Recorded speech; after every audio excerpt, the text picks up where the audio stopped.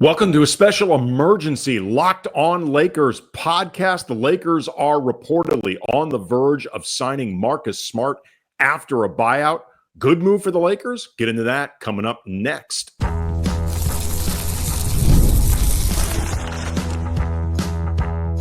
You are Locked On Lakers, your daily Los Angeles Lakers podcast, part of the Locked On Podcast Network, your team every day.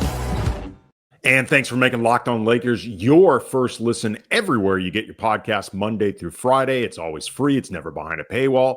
And for the sickos who like to watch, there is Locked On Lakers on YouTube, an awesome community of almost 36,000 subscribers. Really fun, smart, very engaged group. They're always hopping in the comments section. Please leave your comments. We try to use them as part of the show, often giving us topics, stuff like that. And hitting you up on a rare weekend because per Shams Charania of ESPN, the Lakers are on the verge of signing Marcus Smart after a buyout with the Washington Wizards. Once he clears waivers, which everybody is expecting will be the case, he is going to sign with the Lakers on a reportedly 2-year, $11 million deal.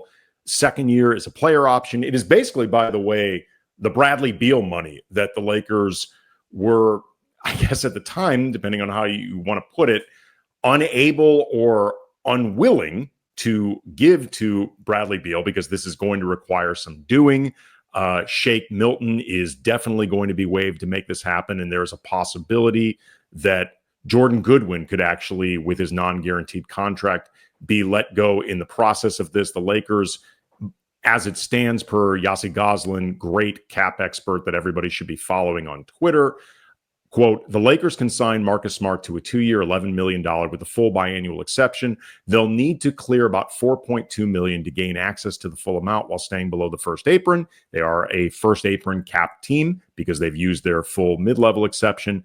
Shake Milton and Jordan Goodwin are on non-guaranteed contracts. So the implication is there, without some type of consolidation deal, Shake Milton, who everybody expected to get waived one way or another, non-guaranteed, was not going to be with the Lakers past July 20th, but Jordan Goodwin could be a casualty in all this as well. We shall see. But as far as the signing of Marcus Smart, he is somebody that has been linked to the Lakers for a while. In the case that he and the Wizards did end up agreeing to a buyout, which felt very likely to a lot of people observing the league because the Wizards have a lot of players on guaranteed contracts and they were going to need to make some trades or make some waivings, something to get themselves roster legal.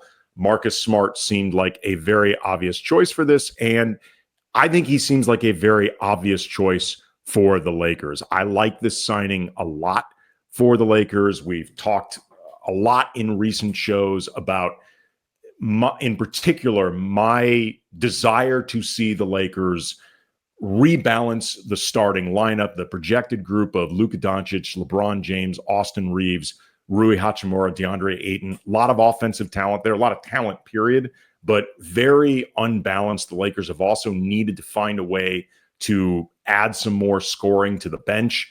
Rui, to me, is the most obvious candidate to move to the bench, but you needed to find somebody who could provide that defensive utility while I think providing as much offense as possible. And I think Marcus Smart is a pretty good candidate along these lines. You know, we'll get into the defense and his defensive credentials, which are very good in a second, but I think it's a stretch to consider Marcus Smart a two-way player. We're talking about somebody that on his career averages 38% from the field, 32% from behind the arc. Whether you're talking about as an overall scorer or as an outside shooter, he has never been particularly effective or efficient. The scoring that he has done over his career, which is, he's been double digits in a few seasons for his scoring averages, but he's never been a particularly prolific scorer. It's always been kind of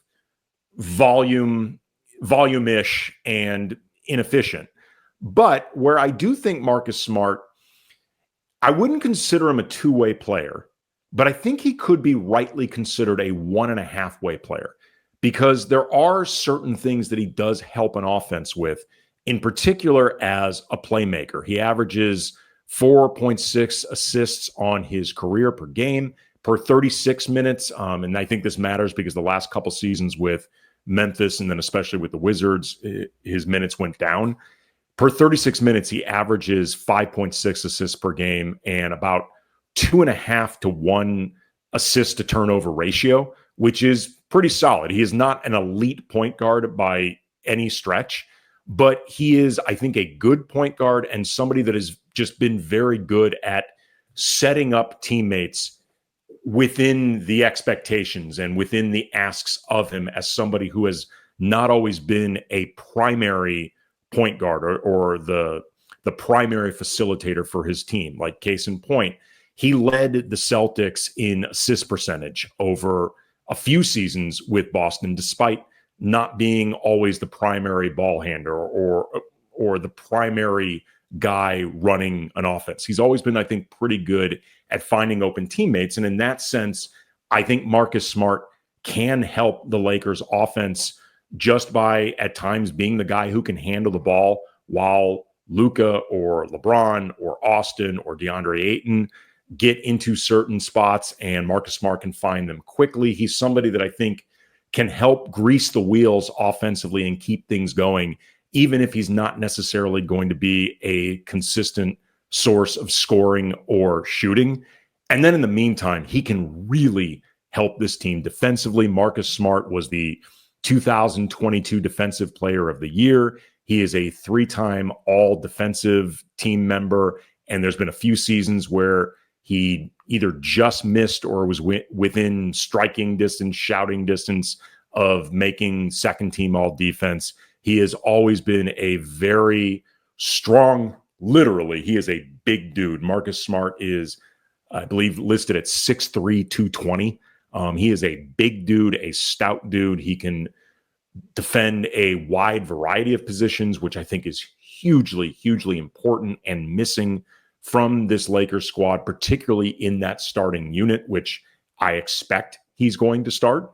It makes the most sense that he would start. Frankly, I think it makes very little sense for him not to start, but he is going to be able to provide some utility and versatility on defense for this starting unit that I think is really, really missing. Now, to be clear, Marcus Smart by himself, I do not think fixes this team's projected defensive issues and within the starting lineup. Like one guy can only do so much defensively. And even the year that he won Defensive Player of the Year, he was surrounded by some other good defenders. And Anthony Davis, the last few years, he is an elite, I think one of the best defensive players in the league. And, his last full season with the Lakers, I've said this many times, I think he had the best two-way season of any, high profile player playing for a team with stakes that mattered. I think he was the best two-way player in the league, but there was even then only so much Anthony Davis, who is, again, one of the best defensive players in the league, could do to fix an entire defense by himself. So just to make sure people's expectations are grounded, Marcus Smart is not going to fix everything, but I think he can help a lot. There are injury concerns with Marcus Smart. He only played 54 games over the last couple of seasons. Granted, one of them was with Washington, and who knows what's been going on with them. There was also the season of Ja's suspensions and being away from the team. Marcus Smart was on the team during that. There's a lot of weird stuff happening, but nonetheless, Marcus Smart has had some injury concerns, so people need to be prepared for that. But I think he is really going to be helpful for this team. It feels like a very low opportunity cost acquisition by the Lakers, in terms of other things they could have done instead, other moves, other free agents that could be available.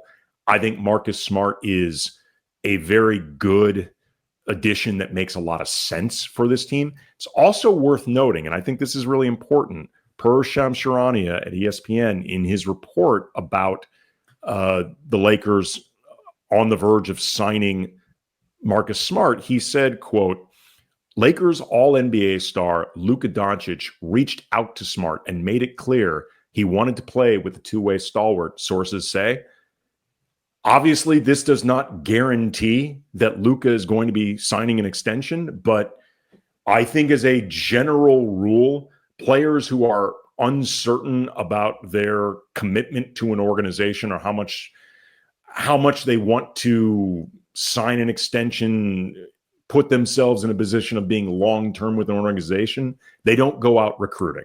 So the fact that Luka Dončić actually recruited Marcus Smart, again, it guarantees nothing, but I think it's a really good sign of what lies ahead for the Lakers and this eventual extension that they are hoping Luka Dončić signs. It certainly can't hurt matters that Luka went out and reportedly recruited Marcus Smart. So I'm going to get into more of this on Sunday when Brian's available, but all in all, I think this is a really good signing for the Lakers. I'm happy to see this. I think Marcus Smart can help in a lot of different ways. He does not fix everything. He does not make the Lakers instant contenders, but I do think he's going to be helpful and he fills needs, and that's what really matters.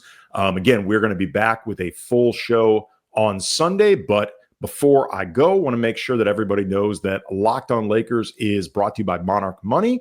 And have you ever wished that managing your money felt easier with Monarch Money? It can be. Whether you are growing your savings or planning a big purchase, Monarch puts you in the driver's seat. It's like having your own personal CFO, giving you full visibility and control over your finances. Monarch Money, it's more than a budgeting app. It's a complete financial command center. You can track all of your accounts, investments, and spending all in one place. So in addition to managing your money, you're also building wealth. Like, for example, my daughter is about to start high school, which means I need to be thinking about college and tuition, dorm expenses, all that stuff. And it can be pretty daunting. And Monarch can help me streamline my spending, figure out areas where I can be more efficient, save better, don't spend it all, and create a plan for the next step. So take control of your finances with Monarch Money. Use the code LOCKEDONNBA at monarchmoney.com for 50% off your first year. That's monarchmoney.com, code LOCKEDONNBA for 50% off your first year.